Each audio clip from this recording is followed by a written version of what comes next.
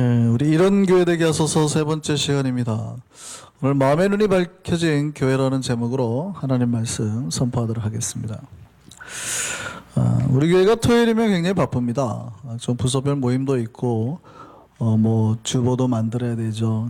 하여간 토요일이 굉장히 분주한데 오늘 이제 전사님이 토요일날 주보 이제 간을 가지고 저 사무실로 왔어요. 제 방으로 와가지고 이렇게 딱 주는데 제가 이제 그거를 보고 주보를 딱 봤더니 이렇게 보는 거죠.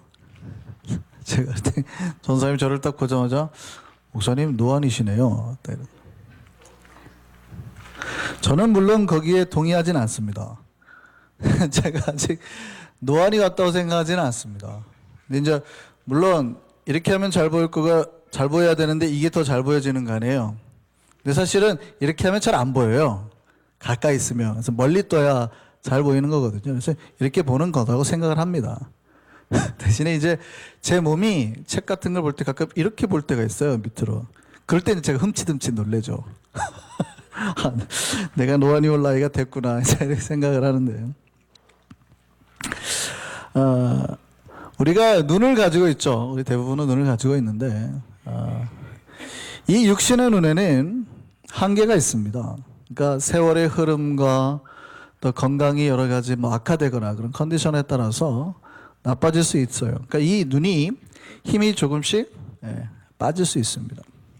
건강한 눈이라 하더라도 한계가 있어요. 우리 시력은 너무 가까이 있는 거 보지 못하고 너무 멀리 있는 것도 보지 못합니다. 제한적이라는 얘기죠.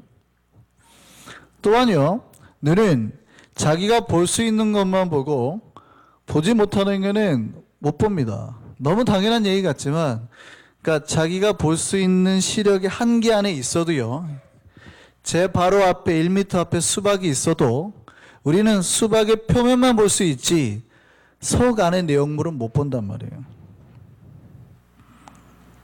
여러분 놀랍지 않으세요? 너무 당연한 얘기하니까 그런 것 같아요. 여러분이 믿고 의지하는 이 눈이라는 게 얼마나 단순한지 자기가 볼 수 있다고 생각을 하지만 내 생각과 달리 1m 앞에 있는 것의 안은 못 봐요.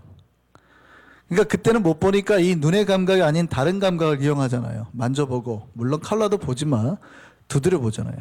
청각을 이용한다는 거예요. 그러니까 눈을 의지 못하니까 다른 감각을 동원한다는 거예요.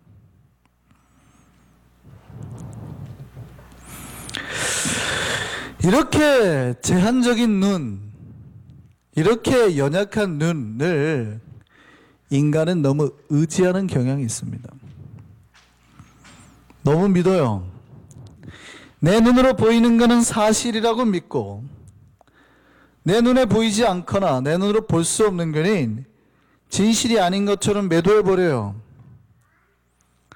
능력이 없다 그래요. 그러니까 돈은 내 손에 잡히고 내 눈에 보이니까 뭐라고 그러냐면 이거 실지하는 거야. 이거 능력이 있어. 이렇게 말해요. 근데 하나님은 눈에 보이지 아니하니까 마치 존재하지 않는 것처럼 아니면 능력이 없는 분처럼 생각을 해요. 내 눈에 보이지 않으면 없는 거예요? 내가 볼 수 없으면 없는 거냐고요. 저기 5마일 뒤에 사람이 있어요. 내 눈에 볼 수 없잖아요. 그 사람은 없는 거예요? 여러분 수박 한 당이 사놓고 그 안에 볼지 못하면 수박 안은 비어 있는 거예요? 아니거든요. 이 눈을 너무 믿지 마세요. 근데 사람은 자기 눈으로 보고 확신하는 것만 믿으려 하는 경향이 있어요. 이처럼 어리석은 게 없거든요.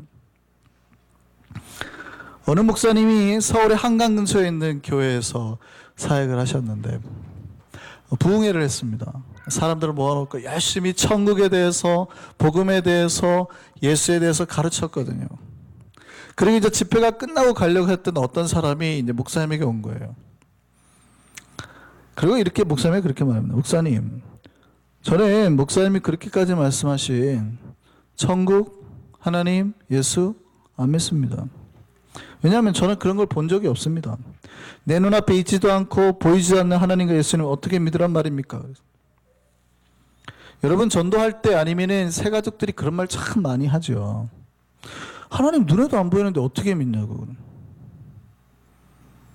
이 말이 맞는 말이에요? 틀린 말이에요? 그랬더니 그 교회에 마침 맹인 한 분이 계셨나 봐요. 이분이 그러더래요. 저는 주변에 사람들이 한강이 있다고 하는데 저는 믿지 않습니다. 한강 근처에 63빌딩이 있다고 그러고 한강의 둔치에 공원이 있다고 그러는데 믿지 않습니다. 왜냐하면 한 번도 가본 적도 없고 제 눈으로 본 적도 없거든요.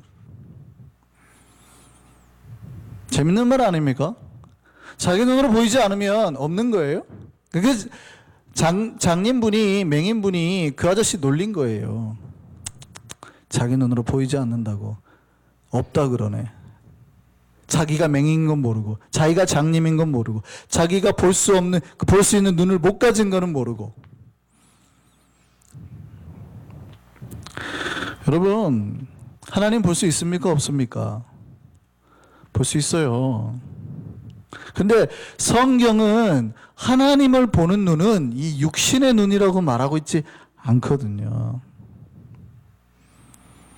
성경은 말합니다. 우리가 진짜 눈을 소유해야 된다. 예수님 옆에 많은 사람이 있었습니다. 예수님 많은 사람이 찾아왔어요. 근데 그들 중에는 자기가 세상을 바로 판단하고 깨닫는 눈을 가진 사람들, 그렇게 주장하는 사람들도 많이 있었어요. 서기관, 바리새인들, 율법사들. 이 사람들은 말씀을 보고 뭐가 옳은지 아닌지, 누가 메시아인지 아닌지 판별하고 분별해내는 사람들이거든요. 근데 이들이 예수님 옆에 많이 찾아왔는데 예수님이 메시아여 구세주라는 걸 알았을까요? 몰랐을까요? 몰랐어요. 자기가 지혜의 눈을 가졌다고 생각했는데 깨닫지 못하고 오히려 예수님 옆에 맹인이 한 명 있었거든요. 그러니까 예수님을 실제적으로는 보지 못하는 사람이죠. 근데 이 사람은 예수님을 만나고 예수가 누군지 알아버렸단 말이죠. 그리고 이 사람은 예수를 만나고 그 은혜를 입어서 눈을 뜨게 됩니다. 요한복음을 보면 재미있는 장면이 나오는데 이 맹인이 예수님을 찾아온 그 지혜롭다고 하는 눈을 가진 사람들에게 약간 조롱하는 그 문구가 있어요. 요한복음 9장 30절 말씀 한번 보시죠. 같이 읽겠습니다. 그 사람이 대답하여 이르되, 그러니까 그 맹인이 말하는 거예요. 대답하여 이르되 이상하다. 이 사람이, 예수님이에요. 이 사람이 내 눈을 뜨게 하였으되 당신들은 그가 어디서 왔는지 알지 못하는도다. 야, 희한하네. 나도 아는데, 아니 바리새인이라는 사람이, 서기관이라는 사람이, 율법사라는 사람이 당신들은 모르네. 무슨 얘기예요? 이사야서 61절에 메시아가 예언되어 있거든요. 메시아가 오면 어떤 일이 일어나느냐? 동방박사가 왔을 때 메시아가 또 이스라엘 왕이 어디에 태어느냐 딱 하니까 바로 나오잖아요. 원래 예언되어 있기를 베들레헴이랍니다. 딱 나오거든요. 메시아가 어디서 오느냐? 율법사들은 다 알거든요. 그게 무슨 얘기냐면 이사야서 61장에 메시아가 오면 장님이 눈을 뜨고 병든 자가 고침을 받고 이런 일이 일어날 거라고 그랬단 말이죠. 아니 지금 이런 일이 일어났는데 가장 잘한다는 당신은 그분을 앞에 두고도 모르네, 이런 말은. 기가 이상하네. 당신들은 그 눈을 가지고 있다고 하면서 못 보네, 못 알아듣네, 못 깨닫네. 왜 그들이 못 깨달았을까요? 왜 서기관과 바리새인들이, 율법사들이 예수를 보고 못 깨달았을까요? 육신의 눈은 있었는데 마음의 눈이 없었기 때문에. 우리는 이 진짜 눈을 소유해야 됩니다. 겉만 보는 눈이 아니라 속을 바라보는 눈, 허상이 아니라 진실을 바라보는 눈이 필요합니다. 성경이 말하는 그 눈은 마음의 눈이에요. 보통 우리는 사람을 바라볼 때 육신의 눈으로 바라보고 그 사람을 판단합니다. 그 사람이 귀한 사람인지 가난한 사람인지 판단하죠. 그러니까 우리는 사람을 육신의 눈으로 판단하니까 뭐라고 그러냐면, 육신의 눈은 딱 내 눈에 보이는 대로만 이해를 해요. 예를 들어서 교회에 새 가족이 왔어요. 그 사람이 예수를 안 믿어요.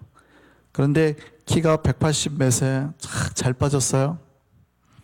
거기다가 멋진 옷을 입고 최고급 차를 타고 와요. 근데 예수를 안 믿어요. 그럼 우리는 그 사람을 봤을 때 어떤 느낌이 들까요? 부럽다, 이런 생각이 드세요? 나도 저 사람처럼 부자가 돼야겠다. 그런 생각이 드세요? 그거는 딱 육신의 눈으로 보는 거예요. 여러분, 마음의 눈으로 보면 뭐가 보여야 돼요? 얼마나 불쌍해요. 저 사람 예수도 모르고 저러고 있다가 멸망당하고 지옥 갈 텐데 얼마나 불쌍해. 그냥 그 사람 보는 순간 마음이 아파야 되거든요. 아유, 빨리 예수 믿게 해줘야 되겠다. 이게 마음의 눈으로 사람을 보는 방법이거든요. 근데 사람들은 대부분 뭐를 가지고 이용해서 보냐면 육신의 눈을 가지고 딱 벌어보고 부럽다. 저 차 부럽다. 저 부럽다. 나도 저렇게 빨리 돈 벌어서 저러고 살아야지. 이게 육신의 눈으로 세상을 이해하는 방법이에요. 근데 마음의 눈으로 사람들을 보면 그가 부자든 가난하든 별로 상관없잖아요. 야, 진짜 불쌍하다. 진짜 불쌍하다. 아직도 예수를 못 만나서 저렇게 헤매고 다니네. 이게 성경이 말하는 눈이거든요. 아니 보세요. 맹인과 바리새인 중에 누가 불쌍해요? 바리새인들은 당시에 최고급 옷만 입고 다니잖아요. 최고급 비단옷. 맹인은 가난해가지고 평생 그러고 살았단 말이죠. 보면 누가 불쌍해요? 근데 맹인이 비웃고 있는 거예요. 아이고, 예수를 앞에 두고도 못 알아보는 어리석은 것도 이런 거 있단 말이죠. 왜냐하면 이 사람은 마음의 눈이 터졌으니까. 마음의 눈으로 사람을 보면 이 사람은 그가 입고 있는 옷이나 타고 있는 차로 사람을 판단하지 않고 그 사람의 마음을 읽어서 그 사람의 영혼이 얼마나 아름다운지, 그 사람의 영혼이 지금 얼마나 힘들어하는지 그런 걸 보고 판단하는 거예요. 우리에게는 육신의 눈이 아니라 마음의 눈이 주어졌습니다. 그러니까 신자에게는 육신의 눈뿐 아니라 마음의 눈이 주어졌어요. 그런 사람을 신자라 그래요. 이 마음의 눈을 뜬 자마다 하나님을 보게 되고 하나님을 만나게 되고 하나님의 음성을 듣게 됩니다. 그런데 이 마음의 눈을 뜨지 못한 사람은 아무리 예배당에 앉아 있어도요, 천국의 메시지를 듣고 복음을 들어도 한국 속담에 그런 말 있죠. 서귀의 경읽기. 무슨 말을 하는지를 전혀 깨닫지도 못하고 깨닫지도 못하니 변화가 없어요. 그러니까 마음의 눈이 터지셔야 돼요. 여러분, 여기 와서 지금 예수가 보이고 하나님의 음성이 들리셔야 돼요. 그런데 옷만 입고 있는, 마이크 들고 있는 저만 보인다면 목사님 잘생겼네 해버리면 끝난 거예요. 그거는 우리가 지금 하나님을 못 만난 거예요. 여러분, 예배 가운데 여러분에게 찬양 가운데 터치하신 하나님이 느껴지고 말씀하신 하나님의 음성이 여기로 들리면 곤란해요. 여기로 들려야 된단 말이죠. 여기로 보이면 그거는 병이에요. 병원 가야 돼요. 마음의 눈으로 보여야 되는 거예요. 그분이 신자예요. 신자.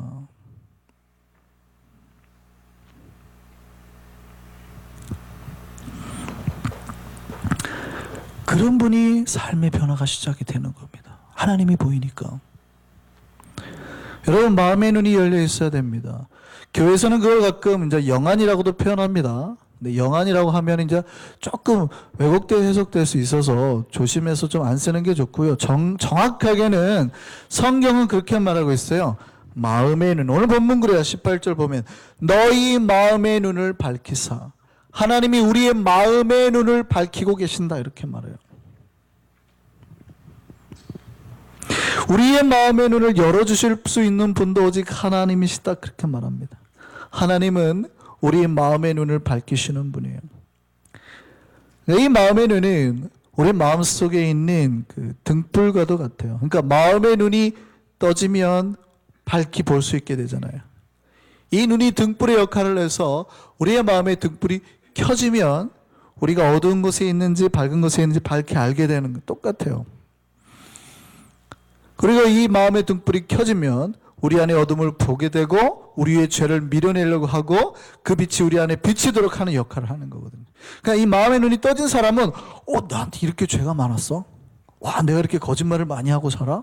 야, 내가 이렇게 나쁜 사람인가? 보이기 시작하는 거예요. 안 해야 되겠네. 어피해야 되겠네. 조심해야 되겠네. 이렇게 되는 거예요. 등불이 맑아지니까. 우리 누가복음 11장 말씀 한번 보시죠. 성경이 뭐라고 하는지 같이 읽겠습니다. 내 몸의 등불은 눈이라. 내 눈이 성하면 온 몸이 밝을 것이요 만일 나쁘면 내 몸도 어두우리라. 그러므로 내 속에 있는 빛이 어둡지 아니한가 보라. 마음의 눈을 들어서 보라는 거예요. 눈이 밝으면 몸이 밝아진다는 거예요. 내가 나쁜지 어두운지 빛이 있는지 아니한지 보라. 내 온몸이 밝아 조금 더 어두운 데가 없으면 등불의 빛이 너를 비칠 때와 같이 온전히 밝으리라.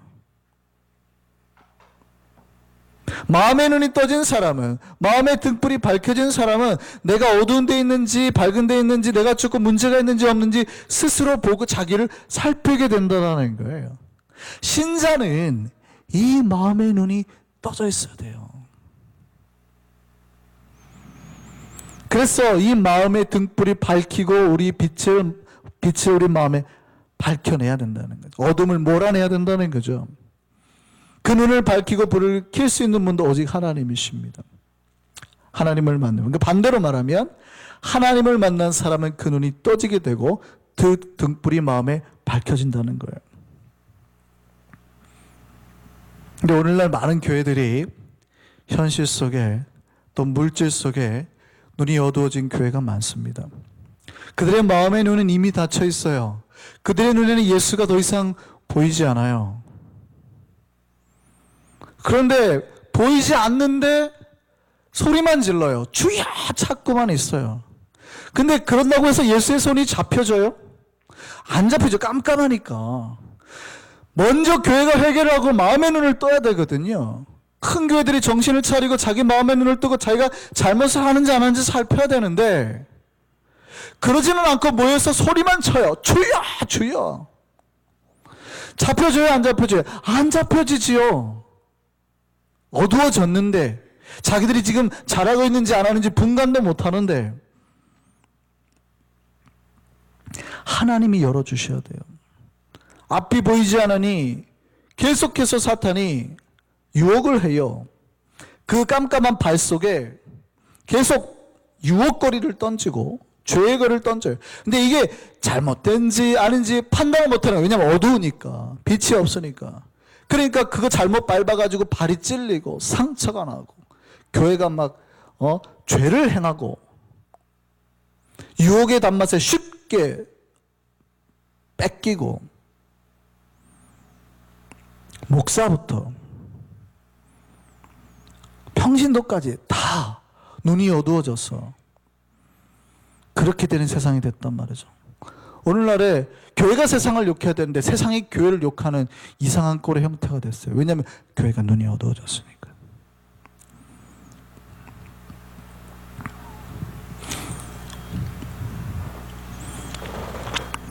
판단을 상실하게 됐다는 얘기예요. 눈이 닫혀지니까.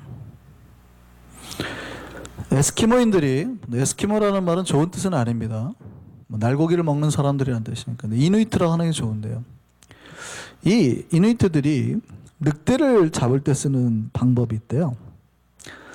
어떻게 하냐면 먼저 한 요만한 짧은 칼을 단도를 가지고 가는 겁니다. 날카롭게. 그리고 난 다음에 거기에다가 이제 피가 줄줄 흐르는 생살코기를 갖다가 딱 이렇게 박는데요.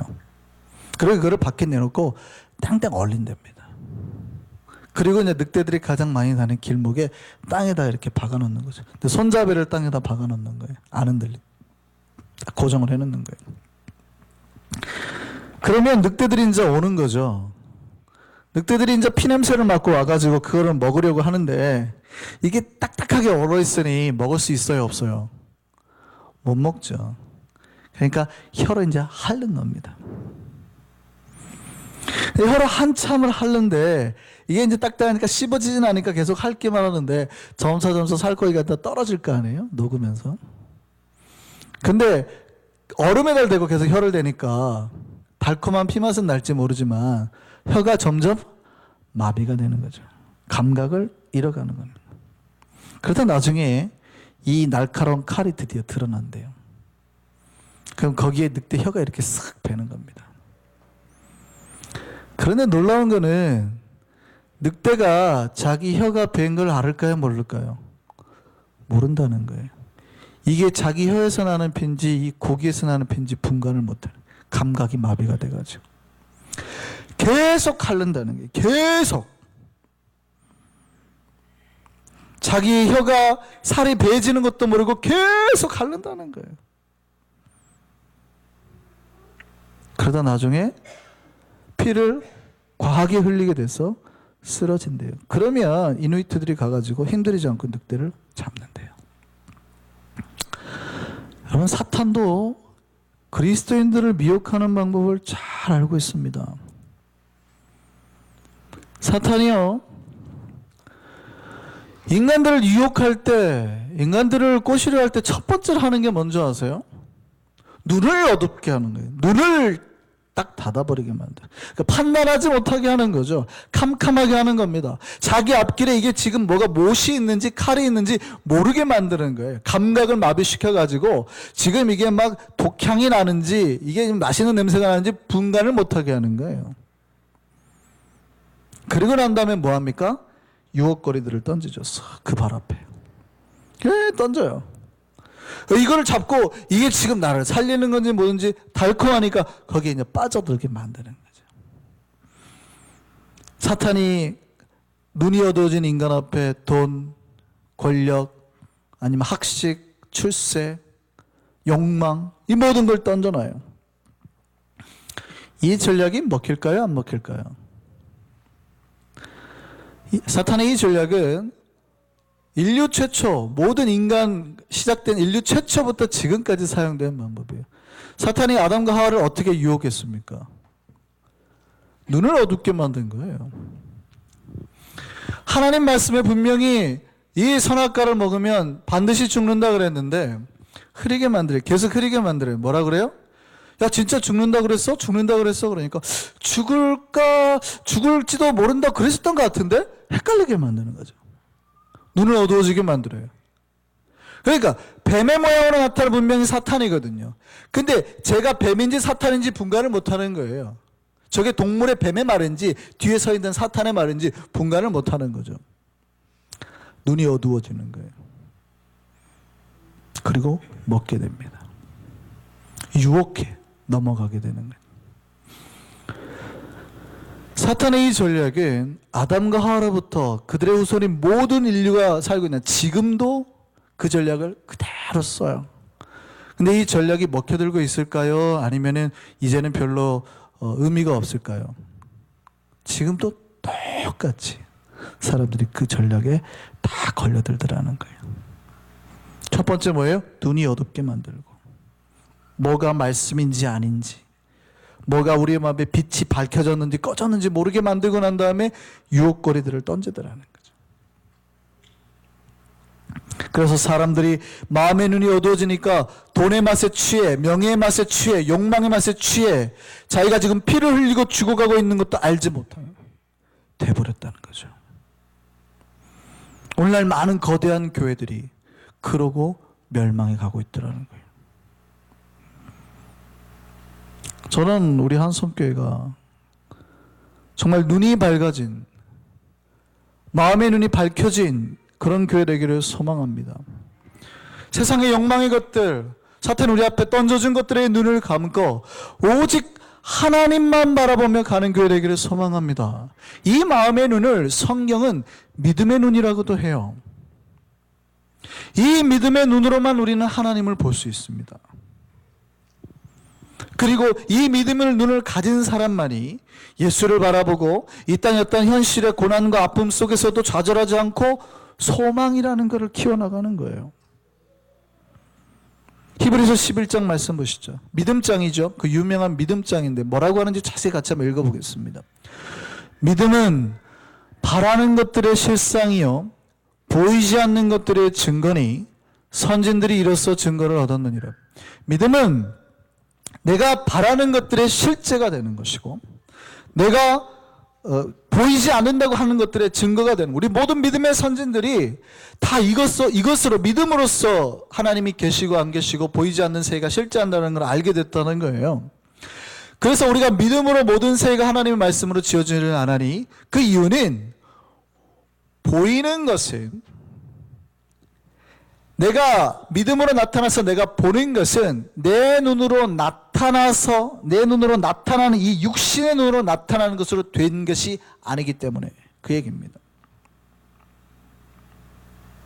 내가 실제하고 보이는 것은 내 눈으로 나타나는 것이 아니라 믿음의 눈을 떠서 봤을 때만 보이는 세계이기 때문에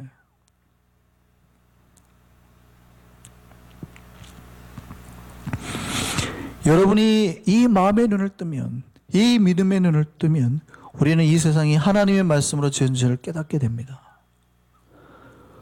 우리 눈에 보이는 것이 이것이 진실이 아니고 내 눈에 나타나는 것이 전부가 아니고 하나님 보여주시는 저 세계가 있음을 믿고 여러분 주변에 천군 천사가 있어서 여러분을 지키심을 믿고 그게 보여지기 시작하고 여러분을 위로하고 건면하는 하나님의 음성이 들리기 시작하는 그런 역사가 나타난다고요.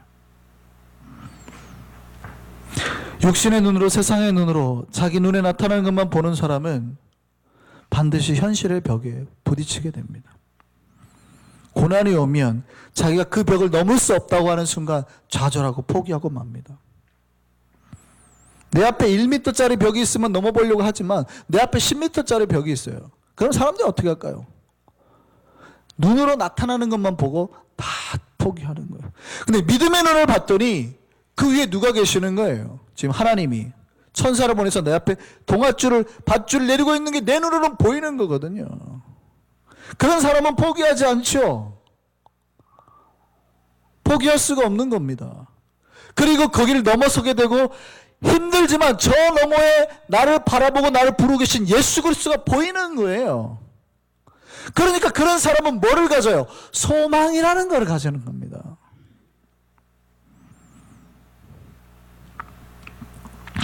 저는 우리 한성교회가 이런 마음의 눈이 밝아진 교회, 마음의 등불이 켜진 교회, 믿음의 눈으로 하나님을 바라보는 그런 교회 되길 소망합니다. 세상의 눈은 닫고 믿음의 눈을 떠서 주님만 바라보는 그런 교회 되는 저와 여러분 되기를 소망합니다.